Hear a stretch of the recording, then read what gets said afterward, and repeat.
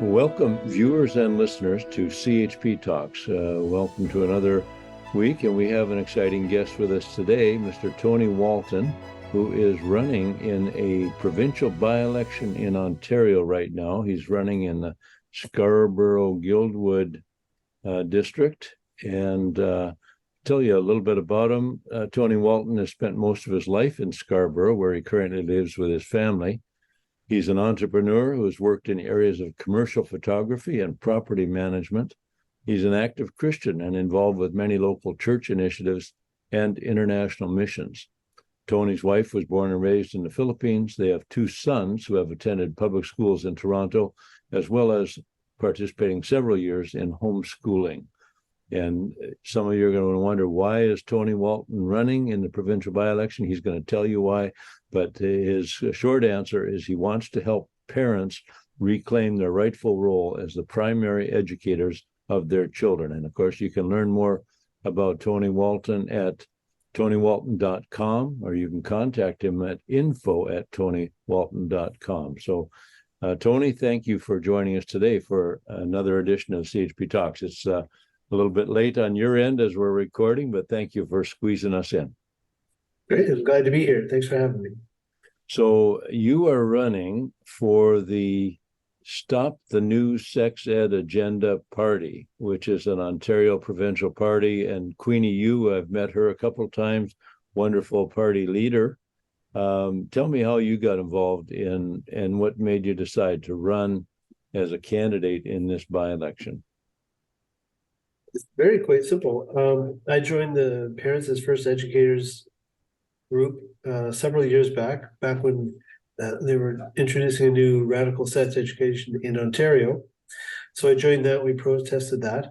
And basically they sent an email saying, we have a by-election in Scarborough-Guildwood. Does anyone live in there or near there who would like to run? So I said, sure, I'll give it a try. So I have a political history of about 2 weeks now. Well, you know what I tell people, if they have a Christian worldview, if they have personal integrity and character, and they understand the importance of life, family, and freedom, they've got a lot more going for them than a lot of the political scientists and lawyers who now occupy seats in Parliament and in the legislatures. The Bible says that the fear of the Lord is the beginning of wisdom. So if they don't have the fear of the Lord, they have zero wisdom, and you have some because you're a follower of Jesus Christ and you care about life and family. And thank you for running. So how does your wife feel about you running as a candidate for a political party? Well, she's initially saying, how long is it going to be? What is the point? Yeah. What do we get to do? Go back to normal life? Yeah. And then if you win, there's no going back to normal life, right? Yeah. Well, I've spent most of my life being self-employed. So she's saying, we could, if you can get a job, things would be better. I'm like, well, you asked me to get a job, so maybe I'll be Minister of Parliament. How's that? Yeah.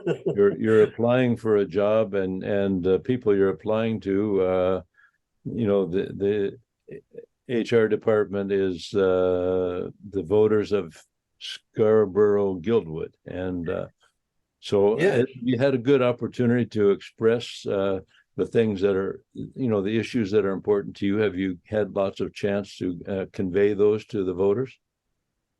Yeah, I've talked to a number of people, and now that the brochures have gone out, that sort of thing. Today, I was, we were putting door hangers in the condominiums and going up in the elevator, and some guy walked in, looked at me, and says, "You're the guy on the card. Here, shake my hand." Because I'm like, "Oh, that he just read it." And I had another gentleman call me today. He said, I've been in Scarborough for 16 years. You are the first person ever to come out and publicly say you're a Christian. Good for you, Yeah. And I was at the bank opening an account for the campaign. And then once he said, "What's the campaign? What's the party name?" "Stop the New Sex Ed Agenda." And he says, "Yes, this is wrong." And he gave me a 5-minute sermon on how good the platform is. Yeah. So it's very polarizing. A lot of people, the security guard walked by and said, "What's with the office? Who are you?"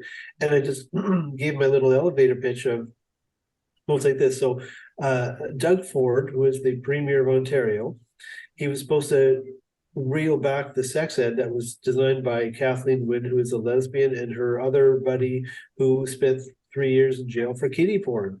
So those two put together this sex ed. And so there's a lot of controversy, and he was supposed to repeal some of it, but instead they took him to court and threatened him with a lawsuit.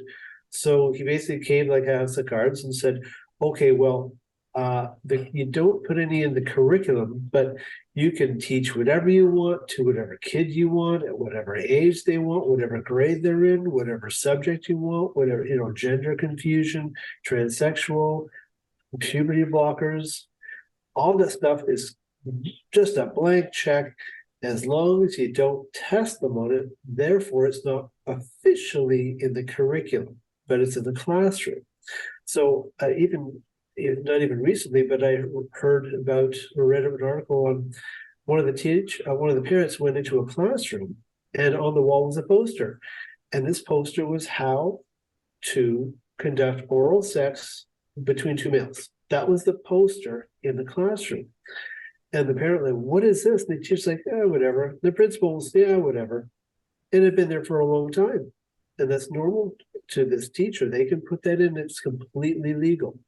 So we're saying, okay, let's use this election to get some eyes on this issue, because parents don't actually realize what may be happening. Now, one of the good things of COVID was that parents could see exactly what was happening on their laptops as the teachers were teaching by Zoom. They're like, what is this? Yeah. I don't remember this. So the parents are now standing up for the rights. Muslims and Christians in Calgary were protesting. It's an issue, and it's very polarizing. And of all the people that have gotten door knockers, I've only got 2 haters who basically just called me bad names and told me I was going to burn in hell and that I'm a demon. To which I replied, okay, that's great, but if you could not name call, see, I don't name call because that could be seen as intolerant hate speech. We wouldn't want that, Yeah. So they just are programmed to hear an issue.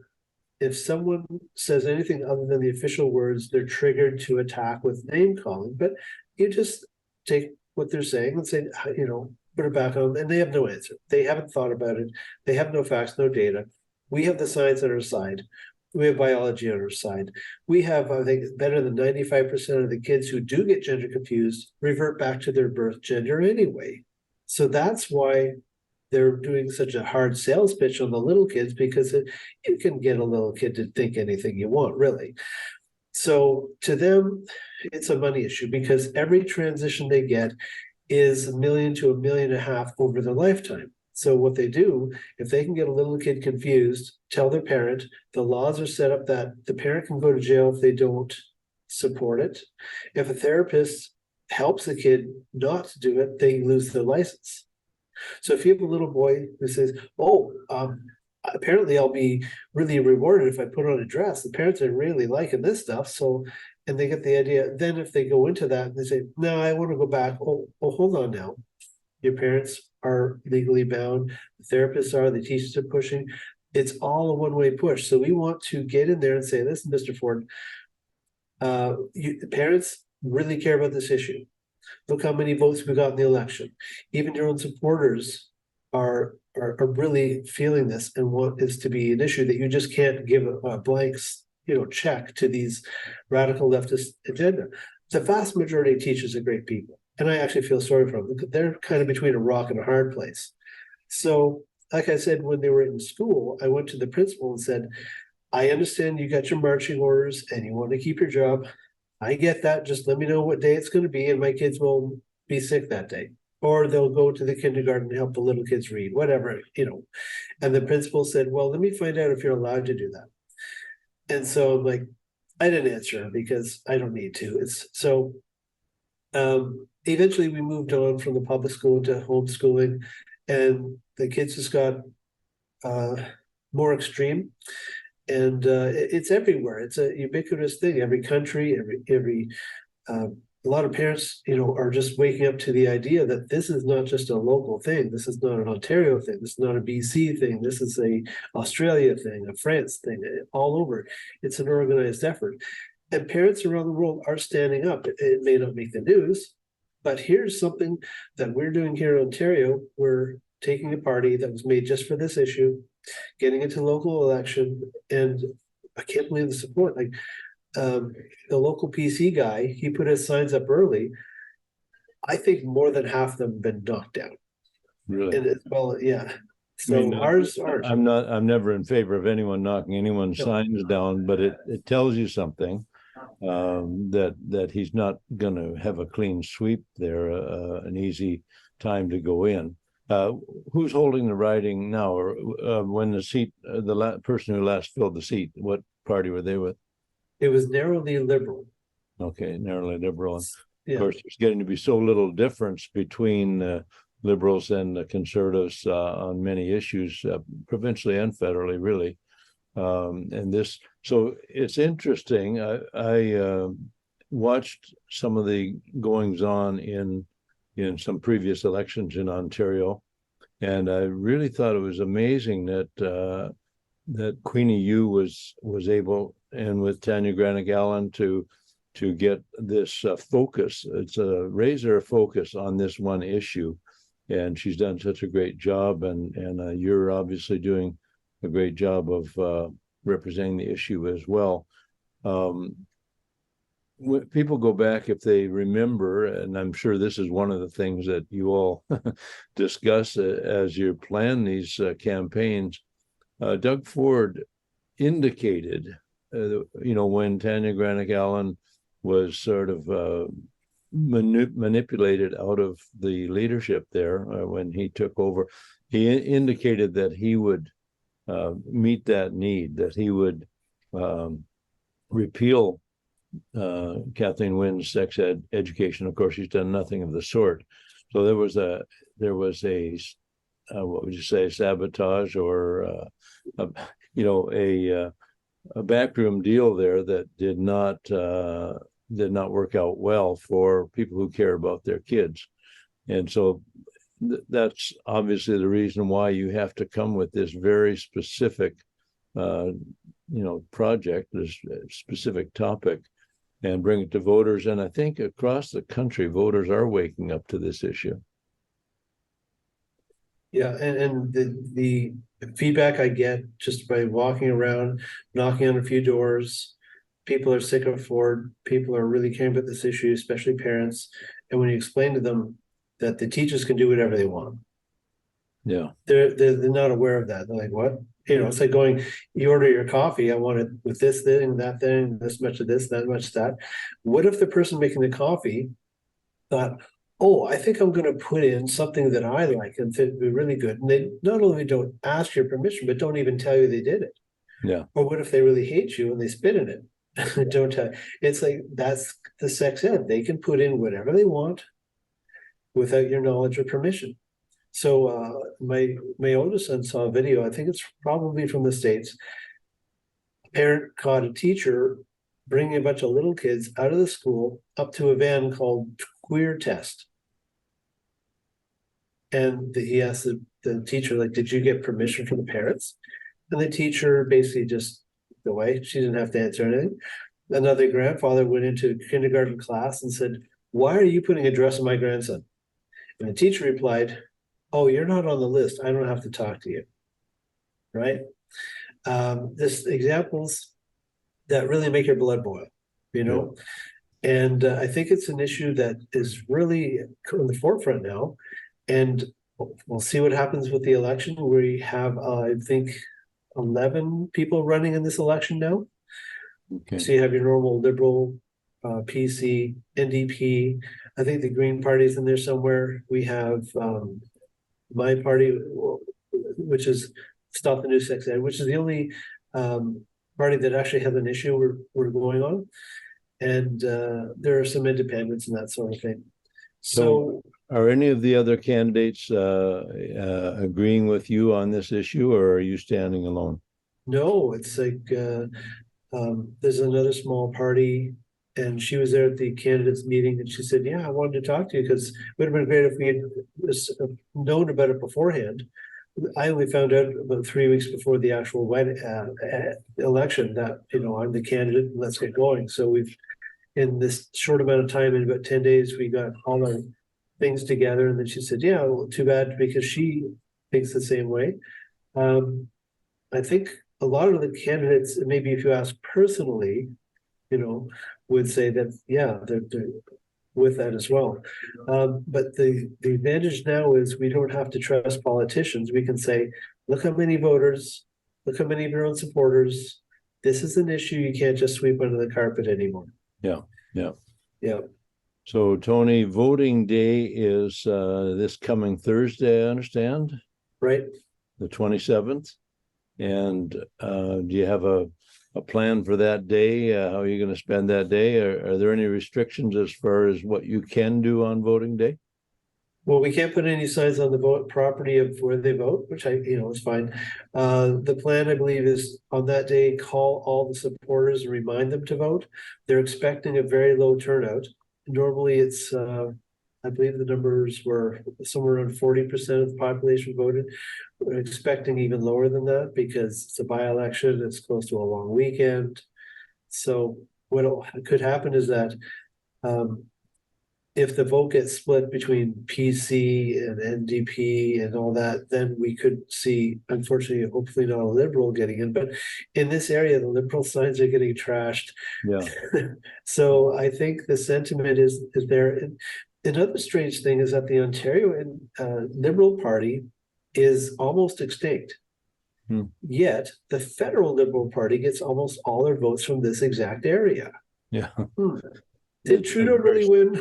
Very strange. Well, in British Columbia, where I live, the BC Liberals have become, a really, modified version of the NDPs. Basically, the battle has been between the BC Liberals and the NDP for the most of the time. We do have a provincial wing in British Columbia of the Christian Heritage Party as well. I'm the interim leader of Christian Heritage Party of British Columbia, and we, of course, support the same principles you do, and life, family, freedom, faith, freedom of speech, freedom of conscience, parental rights, and the whole ball of wax.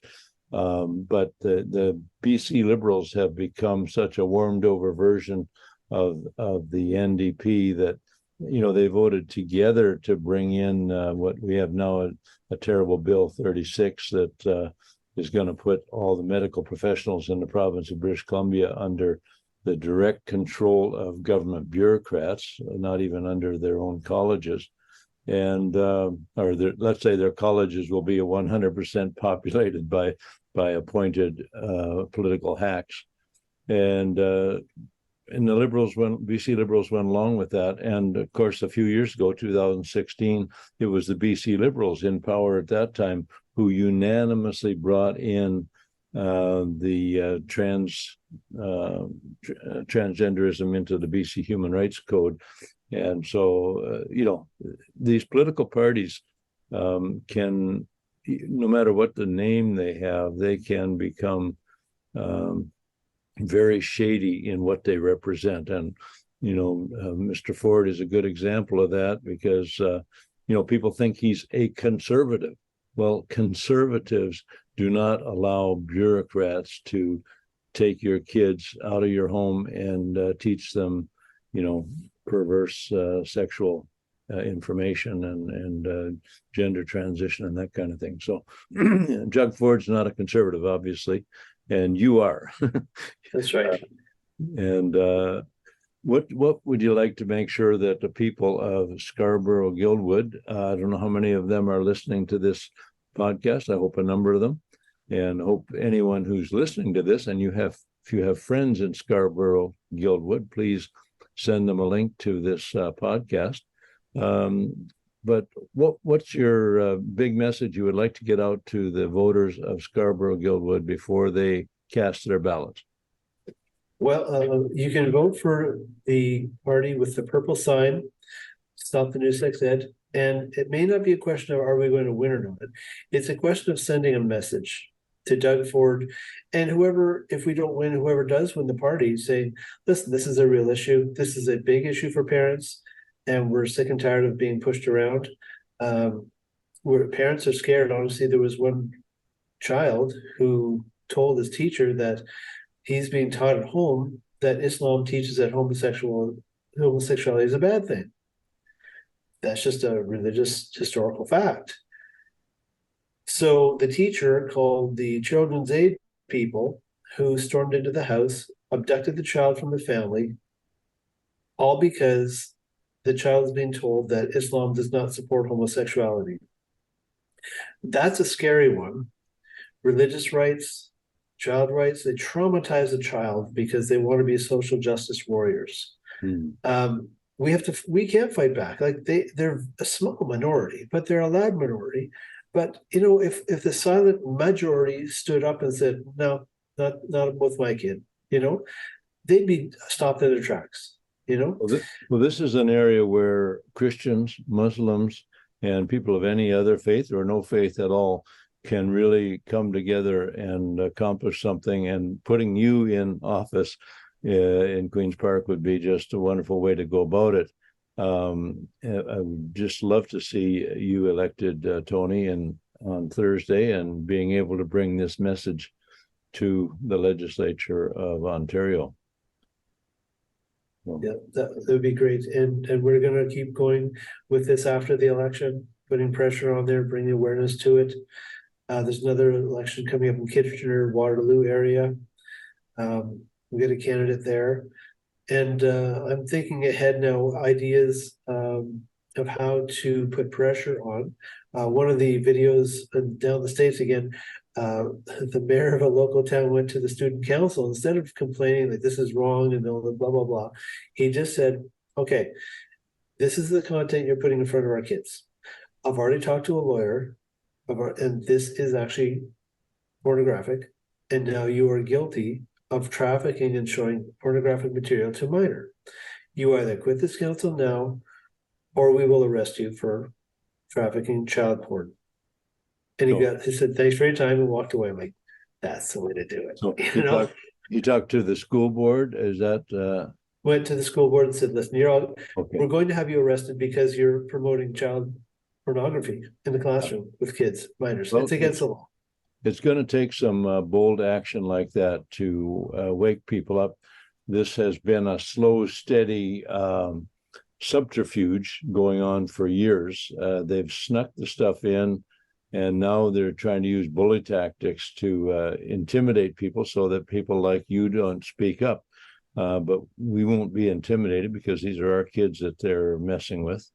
And it's time to say stop the new sex ed agenda. Of course, it's hardly new anymore. You might have to change the name of your party at some point in time and say stop the sex ed agenda or whatever. But anyway, that is the name of your party at this point in time, and you have a good, solid platform on that. And I'm sure we've found in the past that people that have good policies on abortion and on gender, you can pretty well count on them to be proponents of other solid conservative issues, such as how do you spend taxpayers' money? What about deficit spending? All those kind of things. If people have their head on straight about these important issues, they're going to also make good decisions on other issues as well. Yeah. So, yeah.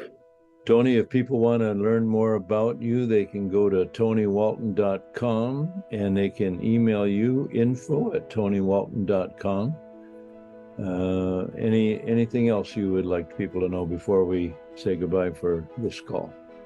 Wherever you are, run for local government, run for school council. The battle is won in the small grassroots areas. You don't have to think, well, if I was prime minister, I would do this. Actually, it's the school boards that have a great deal of power over your children. Yeah. Yeah. So beat them locally. Yeah, very good. That's a good message. So thank you so much, Tony. And we wish you all the best in the days ahead. And whatever happens on Thursday, we know that you're going to keep pushing forward with these important concepts, standing up for the children, the next generation of Canadians. So thank you. Thank you so much. Thanks for having me. Yeah, God bless you. Bye-bye. Thank you.